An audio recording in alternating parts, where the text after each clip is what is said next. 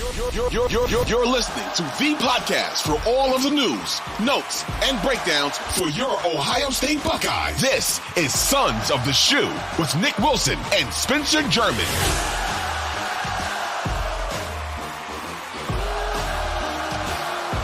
The Sons of the Shoe is back. Nick Wilson, Spencer German, and we get the honor, the distinct pleasure to break down the 38-3 win for Ohio State, a night game in Columbus.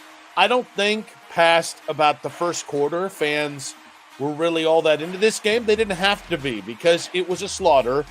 It might as well have been, 65-3, and the big things to take away from this game are Marvin Harrison Jr. with a 3-touchdown performance, 160-plus total all-purpose yards. Kyle McCord's best statistical game as Buckeyes quarterback. The defense didn't bone it up. And, Michigan State has one thing, and it's a great kicker. So, Spencer, it was the kind of game we thought it would be.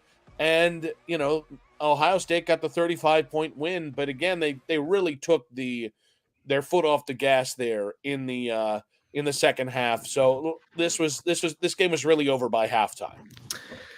Yeah, I mean, I think that's a fair way to say it. You kind of knew what the score was at the break. It felt over. We joked about just starting to record the show at halftime. You were. I was not joking about. No, that. You were serious about that. Huh? Yeah. I could be in bed right now. Yeah, that's not a bad point, actually. We could have just kind of done like a react to the first half and in real time share. Oh, by the way, Marvin Harrison, yep, he just scored again or something like. We could have done it that way. But no, yeah, I think what's interesting, you got me on a good night, Nick, because I'm fired up about a couple different things, which we are going to get into throughout the course of the show. That happened in this game. Well, one thing that happened in this game, okay. All right. The other stuff happened in another game, which I think the people who are jumping in live with us, the people who are listening to this later, I think it's kind of one of those situations, Nick, where I feel like we're starting the show with a purpose of, hey, let's react to the Ohio State game, but we know what everybody really wants to talk about. It's like kicks versus berry kicks. Yeah, kicks is cool. Your mom used to buy it for you because it was a healthier cereal. But I really wanted the berry kicks. It was better. It had more flavor. It was fruitier. I liked it. So we all know what people want us to talk about. We're going to get there at some point in the show. I think that's kind of the gist of this one tonight. Yeah, and I think it's impossible to tell the tale of this game tonight without just continuing to say every nice superlative you can about Marvin Harrison Jr. He got them going really early. Kyle McCord, and we got to really give him his flowers today because he was really good, really early, and really confident. But Marvin Harrison Jr. with 3 touchdowns on the day, it was 168 all-purpose yards. And in fairness, he kind of can gripe a little bit with his quarterback because his quarterback caused him to miss his 4th touchdown with kind of an underthrow. But for me, this is the kind of game where because Marvin had a couple clunkers early in the season, he needed a game or two to kind of beef up those stats. Well, today was that kind of day.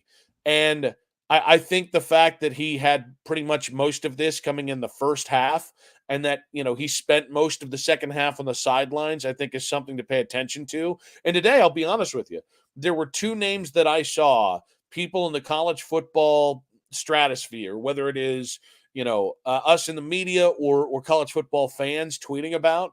One was Jaden Daniels of LSU, who had a ridiculous day on the ground. He had 200-plus yards running, plus another 150 yards passing.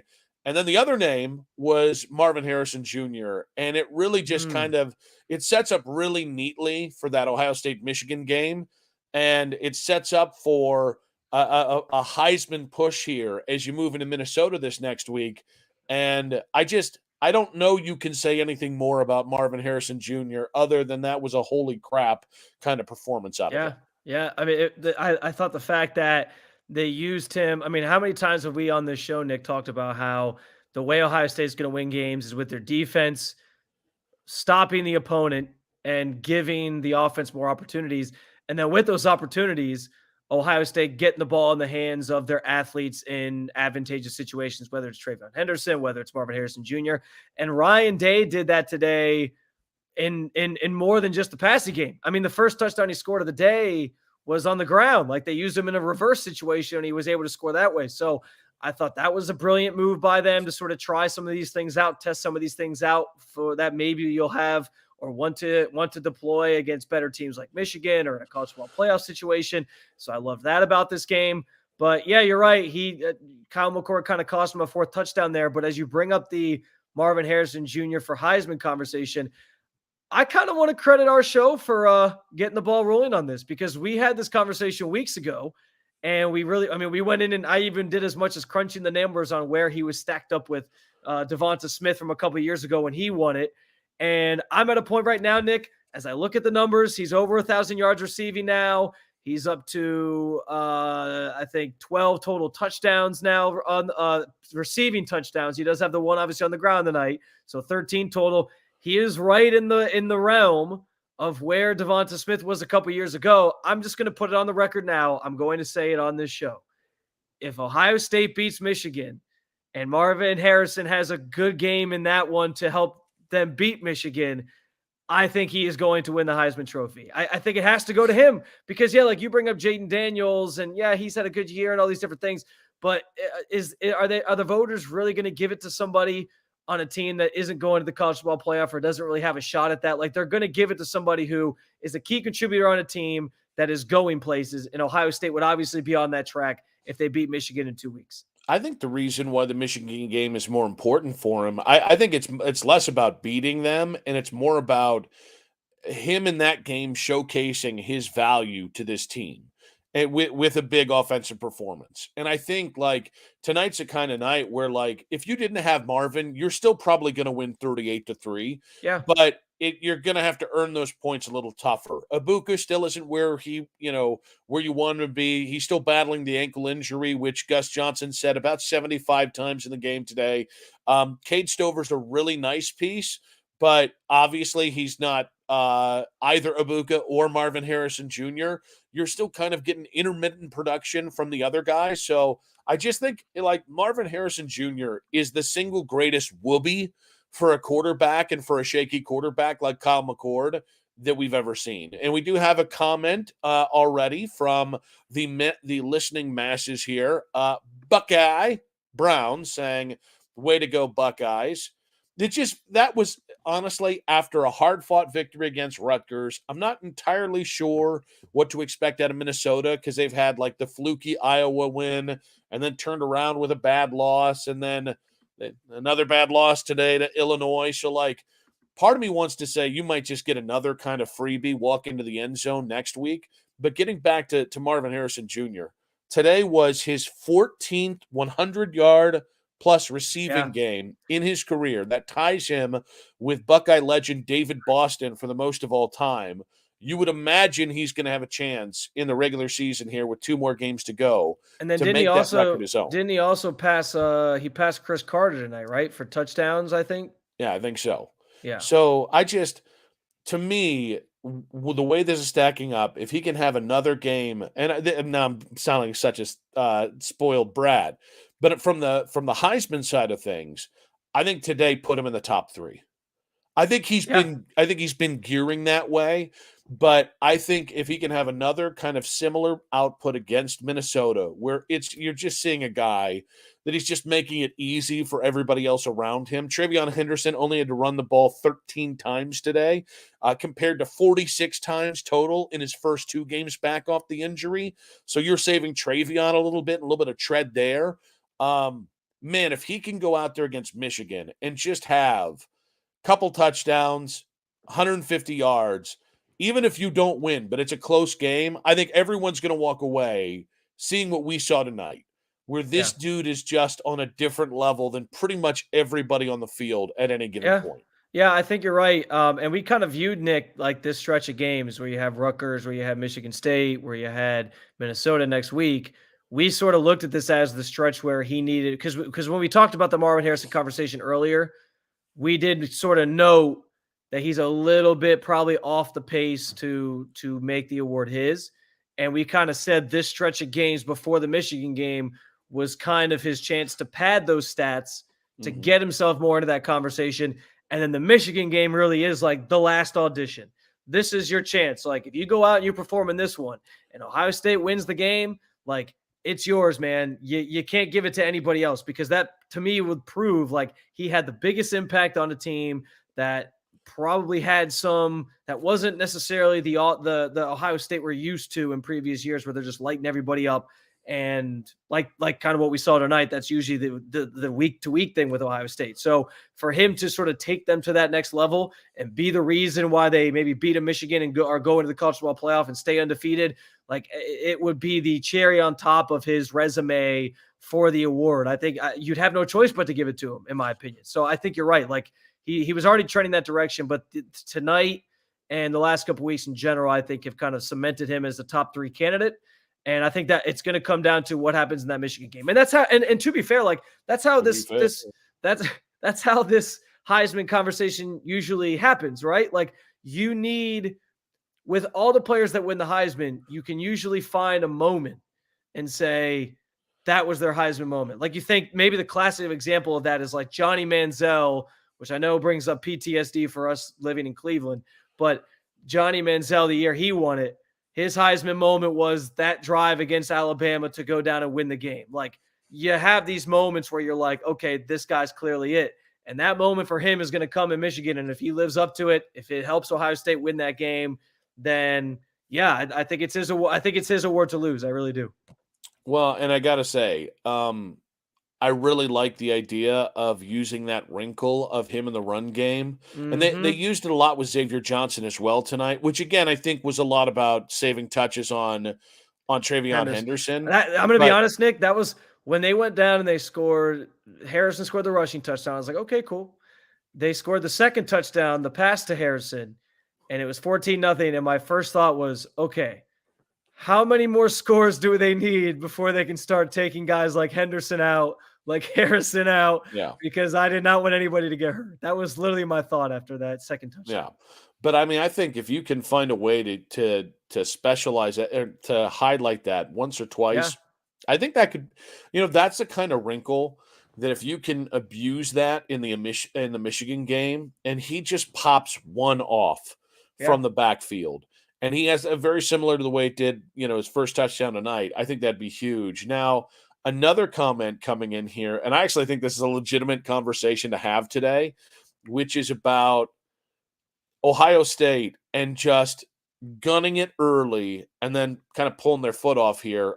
Chuck, tuning in here, giving us his comments here. You guys can please join along as well. Chuck saying, any issue with Ohio State not continuing to pour it on and then going conservative with the backups? I don't, but just had an argument with someone saying that we needed the style points.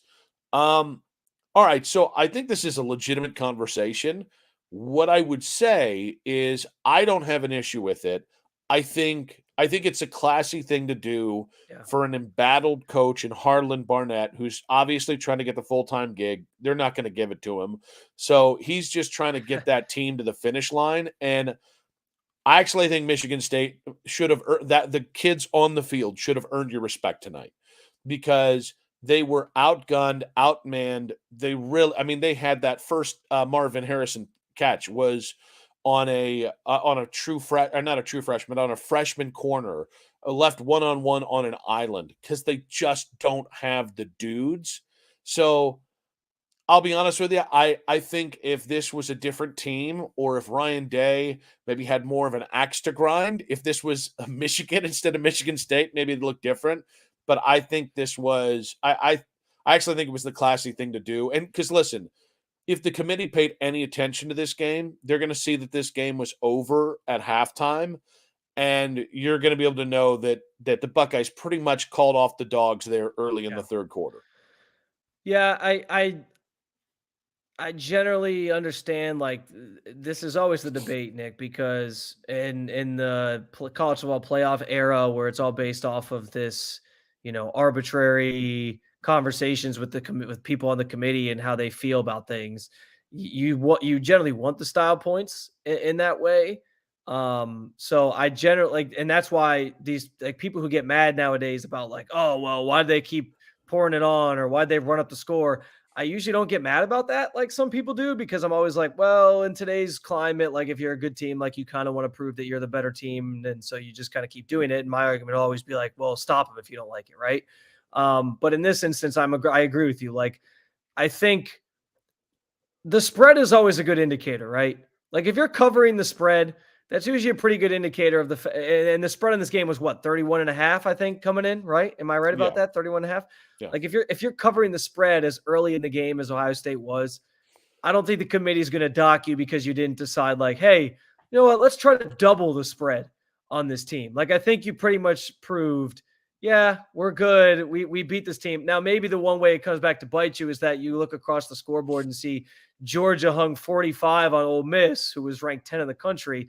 And so maybe then you're like, well, I guess you could have run up the score, but I don't think like it's two completely different games. Yeah. I think at this point, if you're Ohio State, you've already established the committee that you're a good team.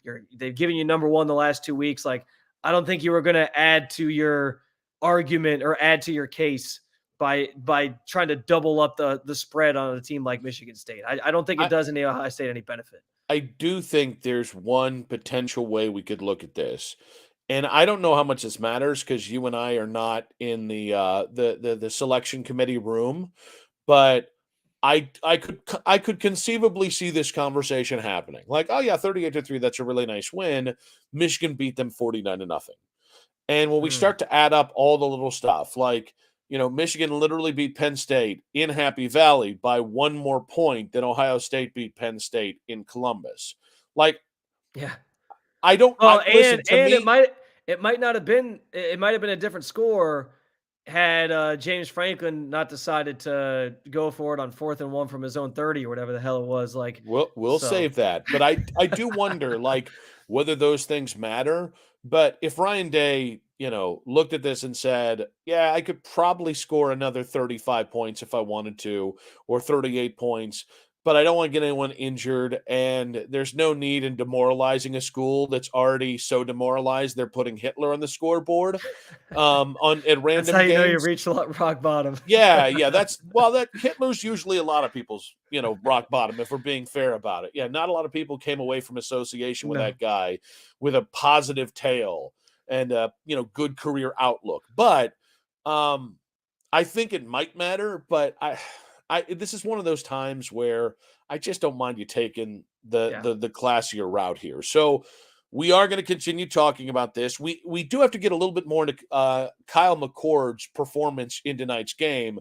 And yes, when we come back, we are going to go ahead and talk about the elephant in the room, the Wolverine in the room next. But first, a quick word from our sponsors.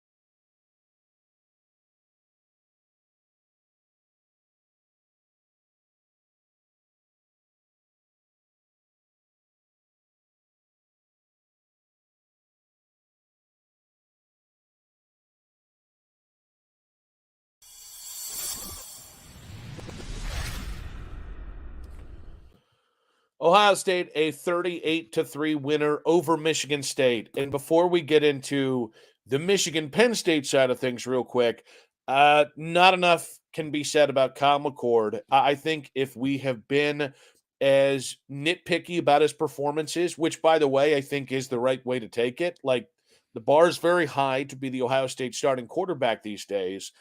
I think in a moment here where he really goes out and takes care of business, you got to give him credit. He was confident. I think because Michigan State was a little less talented, he was making some throws. That sideline throw early, I can't remember who it was to, but it was right in the breadbasket. Perfect timing throw. A lot of his timing throws were really good today. I think that's encouraging. I think a lot of that is you played Michigan State, but I mean, this kid had like his absolute best performance And if at any point Ryan Day was concerned about building more confidence, you could have just let him kind of keep opening up. They didn't do that, but Kyle McCord was really, really great tonight in what I think was his best, most confident performance as Buckeye starting quarterback.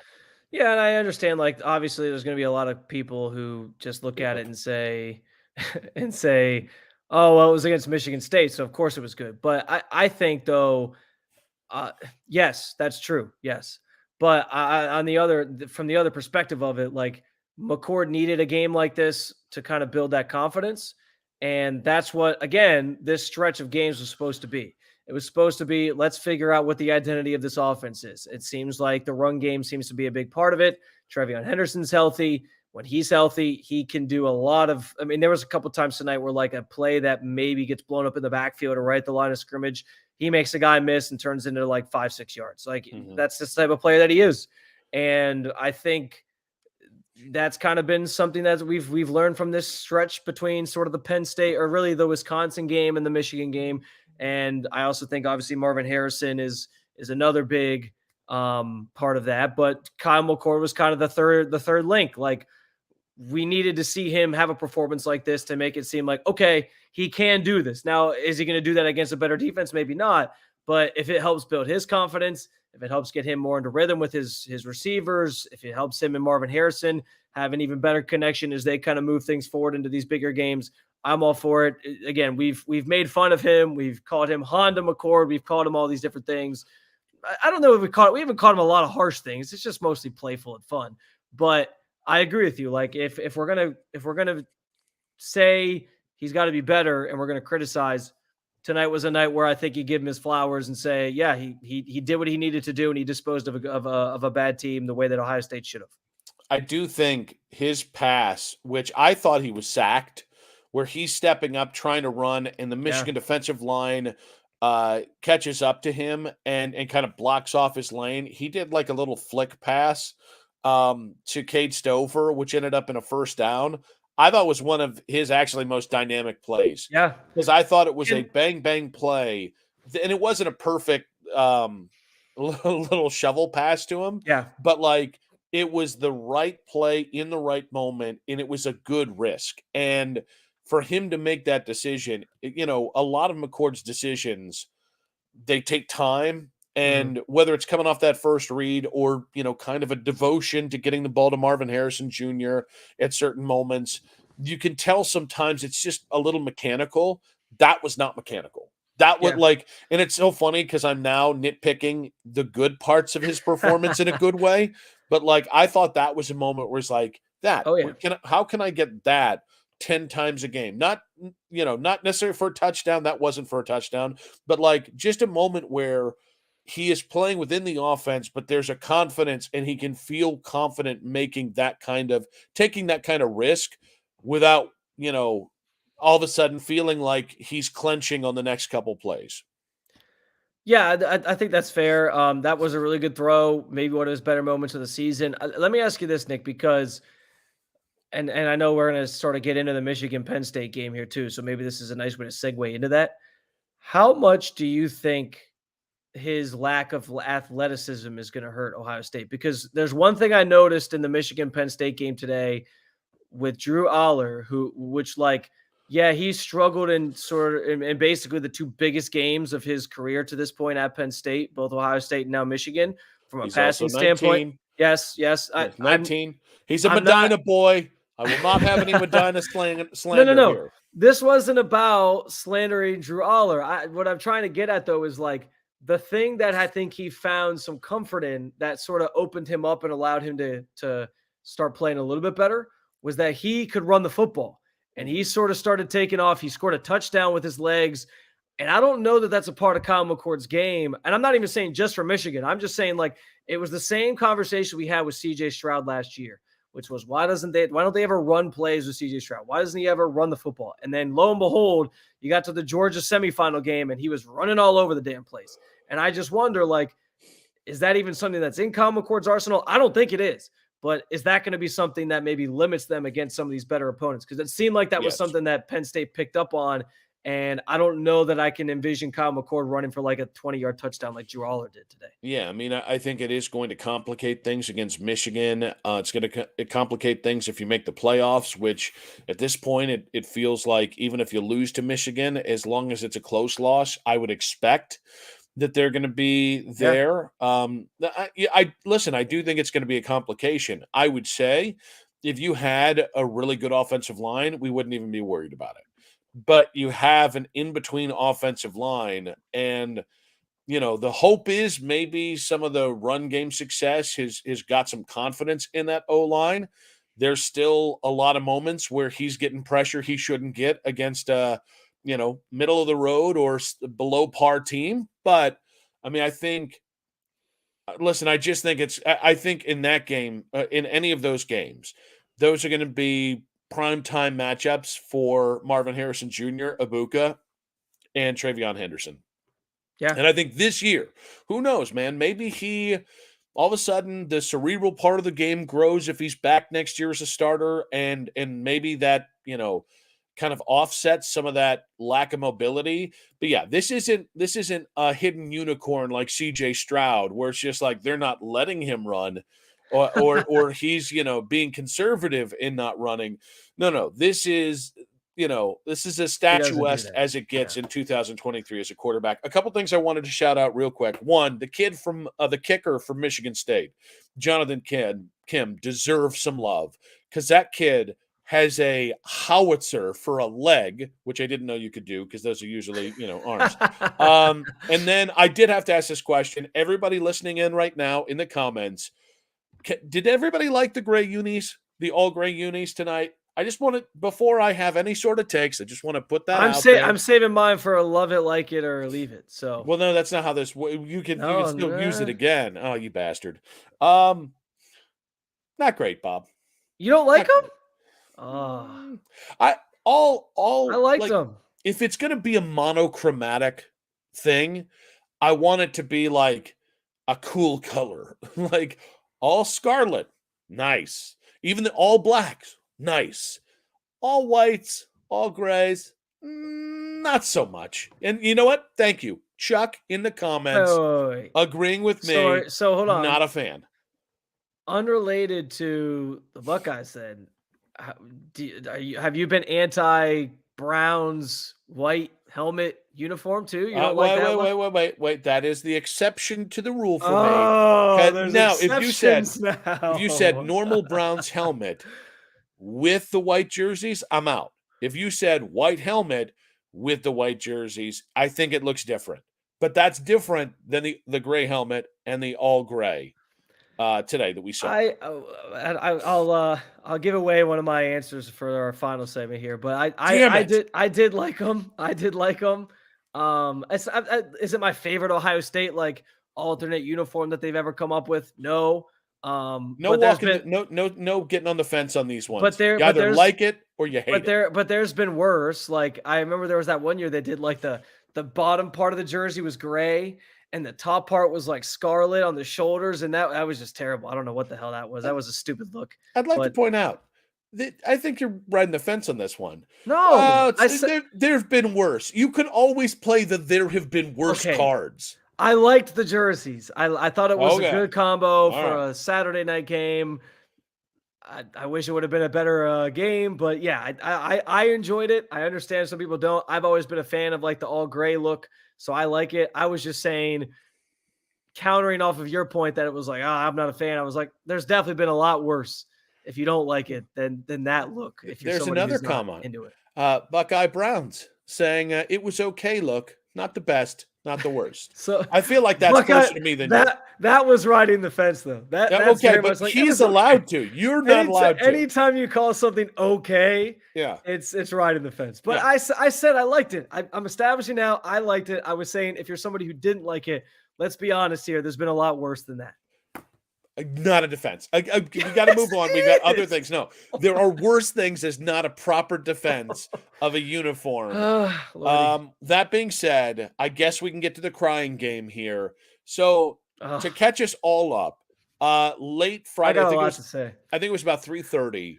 the Big Ten suspension, and again, it's an in-game suspension for Jim Harbaugh, so he can still coach during the week, but this will affect Penn State. I can't remember the second to last game they have, and then the Ohio State game.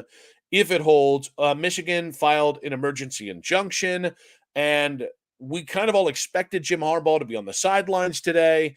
That was not the case, as there's actually going to be a hearing on this coming up this Friday. So we should know by, I'm assuming, this Friday or at least early next week, whether or not Jim Harbaugh will be on the sidelines for Ohio State, Michigan. But then fast forward to today, Michigan was very much playing up the fact that they're the victims.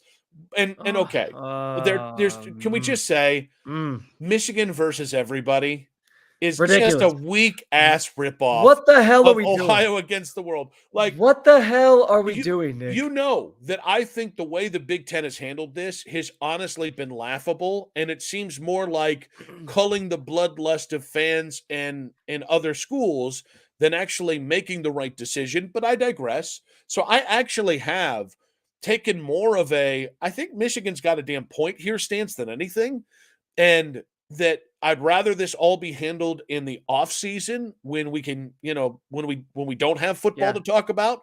But like Michigan versus everybody, this is like if Ohio versus the world is Pepsi, this isn't even Diet RC Cola. Like this is the Rite Aid not Rite Aid, the Aldi Cola that it just says cola. It doesn't even a fucking brand name.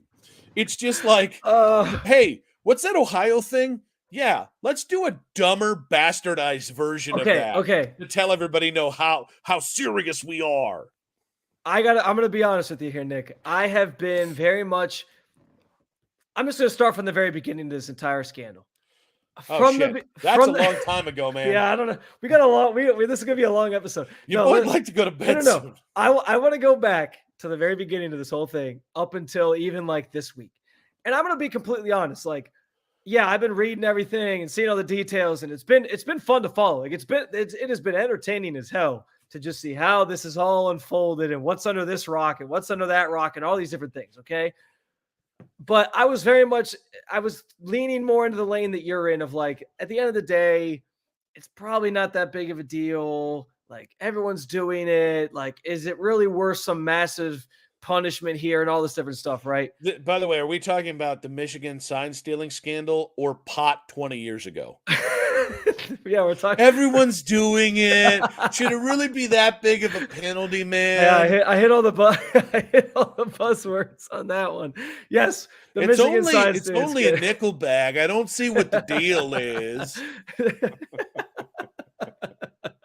Now legal in Ohio, so hey, It's really not a big deal anymore. So anyway, like from the beginning, I have very much been with you that like, this doesn't need to be this massively punished thing.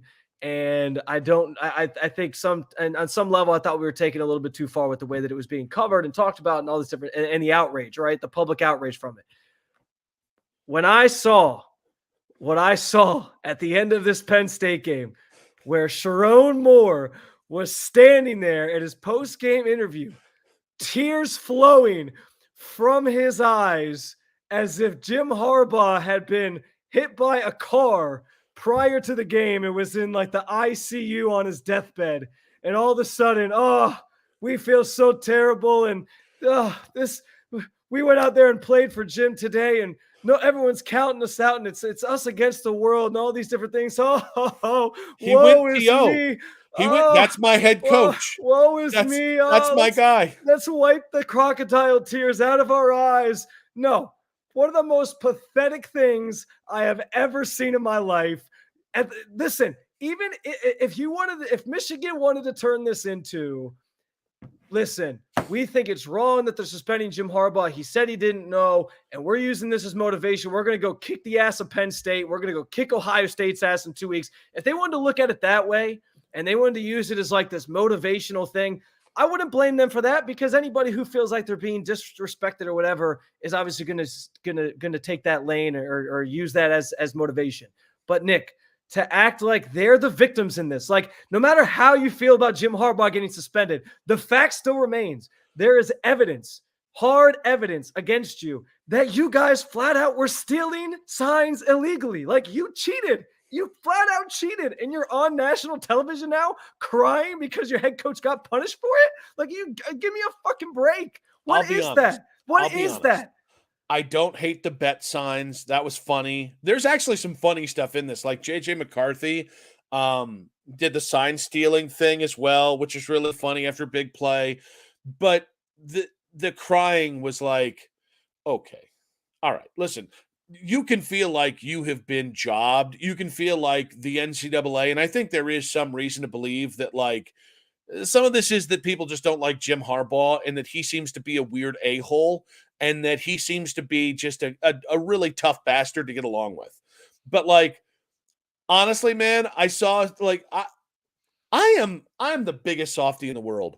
I've got 3 daughters. I have been. It looked so disingenuous. It looked so fake and so stupid. Cry. It was so pathetic. You know those TV commercials that are designed to make you cry? They crack me in like half a second now. I'm as I get older, I'm so much more emotionally weak than the man who, like, at 21 cried like 3 times. You needed a whole box. You probably needed a whole box of tissues for all, like, the Tom Rinaldi game day pieces. That yes, can't do it. Cannot do it. And now college game day, like, the whole point is just how much can we make Nick Wilson cry? We make Nick Wilson cry?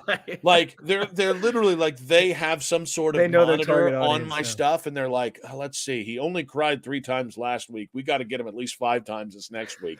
Do we have any kids with cancer out there that we could really just, shake him up on? Now, that being said, when I see another person cry, I can get very emotional, and I laughed.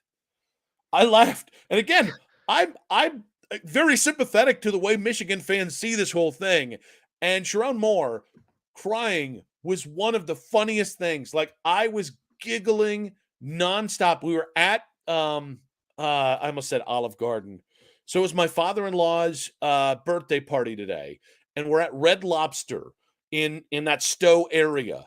And there's like a downtime, and everybody's kind of talking amongst themselves. And I put on the video, and then I just start giggling. I mean, I'm like in the middle of a restaurant, just like cackling because of the, yo, man, you're my guy, man. And it's like, he's not dead. He's not dying. He's just a dude that is clearly being targeted by the Big Ten and forces inside the Big Ten and the NCAA. He'll be okay. Like, here's the thing, guys. He's still going to be a millionaire tomorrow. And even if he doesn't coach these games, they're still probably going to the playoffs. And he's still probably, by the way, even if this costs him his job, he's going back to the NFL, where he's arguably been the more successful coach. Don't cry for me, Argentina. And I just thought it was really funny. Everything else I kind of thought was fair game, like the griping and the bitching and all that. But seriously, with the when he was pointing at the camera, I kept rewinding it because I just got glee. And, like, honestly, Sherrone's going to be a head coach very, very soon. This might be the first thing I ask him when I'm, like, interviewing him to be the new head coach at, like, West Virginia. What was that crying shit about, man? That's a little weird. Don't you think that was a little bit much? Well, but the funny thing is, Nick, like, he's sitting there crying into the camera and saying, that's my head coach. The guy almost left you. Like, the guy almost went to the NFL last year. Like, he might not even be here right now if he had gotten offered the NFL job that he wanted. Like, are you kidding me? Like, oh, that's my head coach. I'm going to go to bat for him any day. Yeah, well, in 2 months, he might not even be at Michigan anymore. You're still going to go to bat for him for that? Then the whole thing is just so disingenuous. It's so ridiculous. And I'm going to be honest, that whole bit or whatever the hell they were trying to do on national TV, I've turned. I'm in the other lane now. So I am completely in the other lane. They cheated, punished Jim Harbaugh. I hope the suspension is upheld. This is absolutely ridiculous because if they're at the very least, like, they just take ownership of something. Take ownership of something. Like, to act like they're the victim in this is absolutely ridiculous. Absolutely ridiculous. you've been getting crap by Ohio State fans for about 3 No, weeks now. that's not it. And it's the flip-flop. You're doing the Ken Carmen flip-flop now. You I can see tell, what you're doing. okay, you can tell me I'm flip-flopping, and that's fair. I am very much flip-flopping. I will own that I'm flip-flopping, but I can promise you it was not from outside pressure from Ohio State fans, because I'm an independent, I'm a grown-ass man, and I can stand by my takes. I have no issue with that. I'm just so proud of you for flip-flopping. And just like, man, you're like my man, and you're like my co-host on this, and I just really appreciate it, man. And it's just good to be your co-host. And oh, sorry, I blacked out. All right, guys, we got one more segment to go. We will take any reaction. Did you think the interim or acting head coach of Michigan, do you think those were real tears? Or did maybe he spritzed something in his eye there? But when we come back, we'll get to the Michigan panic meter. Oh, man, I might have to do the worst thing to you. I just realized I might have unlocked something. Also, hey, I have a graphic I want to show when we come back. All right, just to be clear, it's not like a picture. It's okay. It's not. And we got we've had enough genitalia on the show for 1 week. I didn't know if it was from your only Spence trying to pay them bills now that you've left academia. But we also have love it, like it, or leave it. Quick word from our sponsor, though.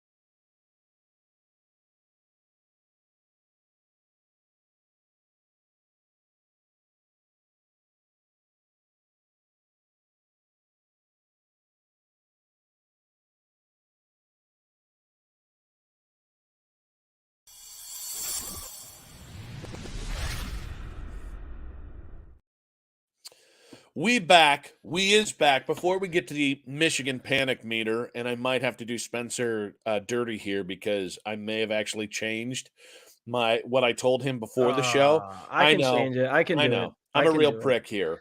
Just let me know what it is. I'll change it for you. Well, I'll put it in the comments. But you have a graphic that you would like to share. So in flip-flopping my stance on the Michigan scandal, here's the thing. I don't know that we've talked or discussed on this show specifically, like how much we actually think the sign stealing impacted winning, because that's the thing in all this. Like, I understand the perspective of everybody's doing it. Everybody's picking up signs and they're all figuring this out, whether it's the right way or the wrong way. Right. Okay. Mm-hmm. But for Michigan to invest as much time and money into this as they did, they clearly must believe that it was giving them some sort of advantage. So this was the graphic that was thrown up during the game, courtesy of, or this was on ESPN. I'm sorry. This was on ESPN. And like, the proof is in the pudding, right? Like they weren't stealing signs. They were stealing signs. And look at the difference in the records. So I'm not saying that it has this mass, I guess the question in this, Nick, is like, how much of an impact does it have? Because I don't know if we can quantify that, but I think it's an interesting question, because clearly they believed that it had some sort of impact in them winning and losing, because they wouldn't have invested as much time and resources as they did into it. I would suggest that finally finding the right quarterback in J.J. McCarthy has had, and not just that, I mean, there have been a couple other things that have happened, but like, this is a team that has been held back like largely by quarterback play. And they had a quarterback that had been with them for a while. But doesn't it help if that quarterback knows the play that the defense is running against you? So I listen, I do think that, and really it's not about sign stealing. It's about in-person scouting, right? I am fairly certain that has some level of impact, because you get a familiarity with them that you wouldn't otherwise have. I don't think that's necessarily why that graphic is the way it is, though. So I would say the graphic is a little bit the graphic makes it probably more hyperbolic than what it is. I will agree with you on that. Like the graphic is what the graphic is. We love to take these things and be like, well, this equals this. I understand that. I was showing the graphic for some context there, but I do think it must have had some impact for them to spend as much time and money as they did doing it for as long as they did. Also, Chuck saying, JJ McCarthy, come on, big fucking eye roll. That's how I read it. Yes. JJ McCarthy is legitimately the best quarterback they've had. And it's not even though they beat Penn State today with him throwing like 8 passes or whatever the hell it was. Yeah, no. JJ McCarthy's the real deal. And Ohio State fans can like scoff at him. I actually kind of think JJ McCarthy is going to also Chuck saying that's how I said it. No, let's show this. He's not average. I can't do this. Like, I get it. We don't give Michigan any credit. He's not average. He is. If he was Ohio State's quarterback, you would probably be winning by another 10 points per game. That's fair. Because even though he's more of a he's a work in progress as a passer, and he still has things he has to do more consistently. His ability as somebody that can move around buys them. I mean, honestly, it's what's missing from Kyle McCord. So we talked about it earlier. That's the one thing that's missing. I want to show this comment real quick because this is a good one for me. Buckeye Brown says, I approve of the unis. That's cherry picking. You did me dirty there, Spencer. Oh, we showed somebody who wasn't feeling the unis, so we found somebody who did. That's all. Let's get to the Michigan panic meter. Hold on, still a work in progress. Stall for like a minute. All right, I'm stalling now for a minute. Listen, I gotta say, here's what you need to say. We have imaging for this. It has finally happened. You know what? That's actually the best way to put it. Is we have been begging the uppers at 2400 Sports and at Odyssey for some sort of graphic on this, and they have finally come through. And we did have to there were rewrites. All right. They initially gave us a very nice graph, but there was not enough white. Not enough white. We needed more. And we got it. Because there's not enough of that on this show or in this country, you know? Yeah. Or in Odyssey in general. But we got it finally. And I will say the reason I'm having to stall is because I changed it literally as we were talking about it. Let's get to the Michigan panic. Nick flip-flop now. Yes, but it's a good flip-flop. You'll like it. Are you going to go first? Or am I going to go first? You can go first. All right. I came into this at light scarlet. And if you guys know, if you're not familiar with the Michigan panic meter, we've got 5 levels. The least panicked is gray, and then it goes light gray, then white, which is neutral basically, then light scarlet, and then regular scarlet. And I had been light scarlet. But ever since Jim Harbaugh got suspended, I don't know it's a guarantee that he's going to be there for the game. And ever since I saw Sherrone Moore cry as if like it was Band of Brothers, like 60 years later, like at the end of Band of Brothers, when Dick Winters talks about, my grandson asked me if I was a hero.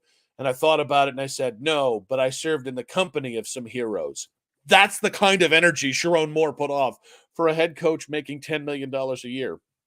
Well, like $8 million a year because he got a pay cut a couple years ago, but who's going to be just fine. So I kind of think Michigan actually might be a little soft. I kind of think like I'm moving it back to white. I am now neutral. I am neither panicking nor not panicking. I am right there in the middle because I lost a little bit of respect for the toughness of Michigan today. Thank you. So that is where I am. Yeah, it's funny, right? Like we talk about, football is this tough guy sport. Then you got people out here crying because their head coach had to wait at the hotel for the game during the game. Give me a fucking break. Listen, you can cry there's a lot. Okay, Caleb Williams, I had no problem with him. Yeah, I had no problem with that. Right? But when Mike Leach actually died, that's an appropriate time to cry. Your head coach dies. Jim Harbaugh is at a local Hooters watching the game because he got suspended by the Big Ten, even albeit in an unfair manner. Let's simmer down a little bit. While it is proven that you cheated, there is actual evidence that you did these things. Well, let's remember there's a difference between it's been proven and there's evidence.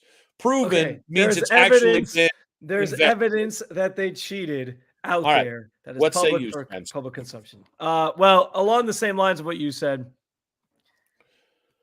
the crying from Sherrone Moore, and beyond that though, like I'm not just going to base this off of that incident alone, because I watched that game against Penn State, and then you juxtapose it to the game tonight, which I know it's Michigan State. It's a cupcake matchup in this instance for Ohio State.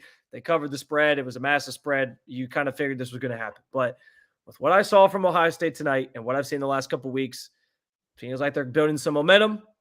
I think Michigan rather, seems like they're soft about this whole scandal and the crying and whatever. And because I thought Penn State played at least as close of a game as they played against you, if you're Ohio State, like that felt like a similar style game as what we saw in Ohio State, Penn State earlier this year. And it felt like a matchup that Ohio State actually has a chance in. So for the first time, Nick, I'm going into the light gray, baby. Look at that. This is downright hubris. Light gray. We haven't had light gray this entire time, but I'm there after I watched that Penn State-Michigan game because I felt that Penn State kept that close. We knew Penn State wasn't going to win because James Franklin always throws up on himself, and that's exactly what happened. But, they kept it close, and I felt if they were close to Penn State and Michigan, I think Ohio State has a little bit better footing than maybe I gave them credit for, and I think they could also play a close game against Michigan. And if it comes down to like a one-score game, who knows, anything can happen. So I'm feeling very light gray today. All right, guys, now it's time for our love it, like it, and leave it. You can leave yours in the comments there. If we see them before the end of the live show here, we will, of course, react to them. So give us something you like. Something you love from today's game, something you like from today's game, and something you'd like to leave from today's game. I will start with love it, 35 first half points. Ryan Day, after the Rutgers game, talked about the importance of needing to be aggressive early. I don't care it's against Michigan State. You scored 35 of your 38 points, and you were in cruise control. Really, by the time you scored that last touchdown, let alone once you got in the second half, where we did get to see I believe either your third or fourth string quarterback today, which is exactly where I like to be. So I loved the 35 first half points by the Buckeyes offense. Yeah, that's a good answer. I'm sort of along the same lines. Well, I was going to say, circling back to what we talked about Marvin Harrison, I loved the wrinkle of having Marvin Harrison Jr. in the run game. I think that's something that you can use, especially with Kyle McCord not being as mobile. It's a different element you could bring to the offense. So I hope that's something that they continue to try or use, especially in some of these bigger games. So I think that's one. But also I really loved you mentioned the 35 first half points. This offense from out of the gate was lights out, running, ungunning up and down the field. It's exactly what you need. I had talked about last week how they were averaging like 10 points, I think, in the first quarter or in the first half and altogether. So to see them kind of come out hot was an encouraging sign that hopefully is a sign of things to come. All right, now it's time. Oh, by the way, real quick, Chuck saying he loved that Ohio State covered the spread and got to rest their starters. That brings us to like it. And I like that you only needed 13 carries and 63 yards from Travion Henderson. He did have the touchdown today. I think, coming off that injury, I know Travion's a war daddy. I understand that he can handle a significant workload.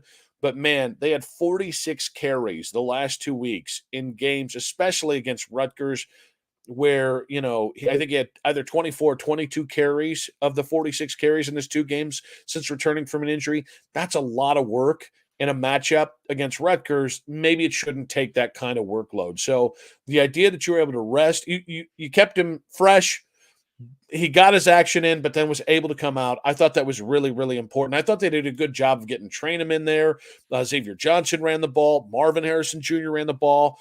So they even got the wide receivers in it. I thought that was, to me, that's a very nice subplot to come out of this game.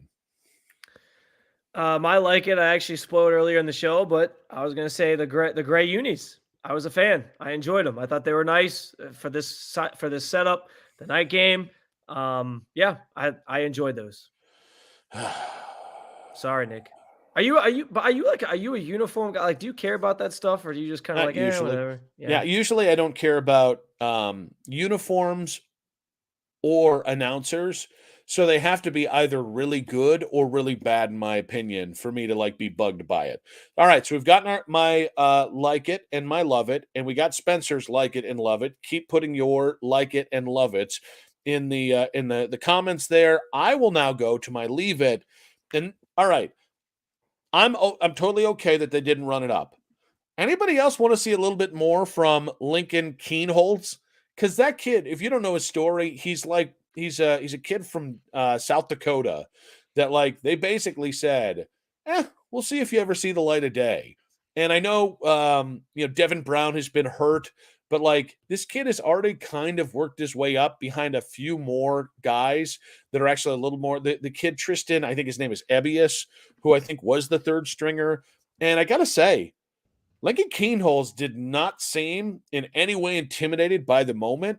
He only threw, I think, 3 passes, but like, I kind of want to see if I kind of want to just say like, hey, let's let the kid cook a little bit because he kind of is a cocky little bastard, and I kind of was like, I get it, guys.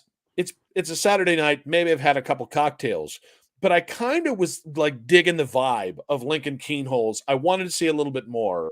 I want to see maybe 5 or 6 passes and just see, can we get something over the top? Just to give me a little taste. Could you see him supplanting McCord next year? No. But you're like, don't go that far, Spencer. Oh, well, man. I mean, I think it's been a very hyperbolic show, but not that much. If anybody supplants McCord next year, it's either going to be Aaron Noland or a transfer. So, but maybe I got a transfer. Two or 3. Is it Michael Pratt of Tulane? Yes. Okay. That's exactly. We're on the same wavelength. Also, Chuck saying, leave it the NBC announcers. I'm just going to leave it right there because I don't disagree. What's your leave it, buddy? Well, I think the obvious leave it is having this game in prime time. I mean, what a joke, really. But I mean, I guess it's not like they knew that going in, but I think here's what needs to happen. College football needs to wise up and do what the NFL does, which is if late in the season there's matchups that are more advantageous to getting eyes on them, that are more important to the landscape of college football, they should be flexing those games into later slots and moving late slot games into earlier slots. I think that should be what happens. So the problem is obviously that it's from different networks. So this was on NBC. Yeah, no, I understand that for sure. I think it should be called merciful scheduling. Because the idea... I think NBC also needs to just be like, listen, Notre Dame, we love you. But if you guys have 3 losses in November, we're going to prioritize games that matter more. Sorry. I also would just say, like, nobody wanted to watch this friggin' game at 7:30 at night. This is just, call it merciful scheduling, call it common sense scheduling, call it whatever you want. But it was just caca. And again, Ohio State did everything they needed to. There's no downgrading this win. No Pac-12 after dark next year. Like, we're going to have nothing. But like, let's just use a little bit more common sense here. Thank you to all the commentators, all the people that chipped in the comment section there. Please do not forget to like, rate, subscribe, and follow. Some of those things you only can do 1 or 2 of, but make sure to do that. We are a new podcast. We appreciate your patronage. Spencer, I actually thought we talked more about this game and the Michigan thing than I thought we would. I thought there was going to be like a 30-minute podcast. So good job out of you, I guess is what I'm saying. Yeah, I think I put the over-under on talking about Michigan State, Ohio State at like 5 minutes, and we definitely exceeded that. So I hope you guys pounded the over there. All right, guys, always pound the over. Follow at Nick Wilson says it says it right there. At Spencito _ why the _ we'll never know. We'll see you guys on Tuesday when we start talking about the Minnesota game and whatever latest batshit stuff is coming out of this Michigan scandal. See you guys.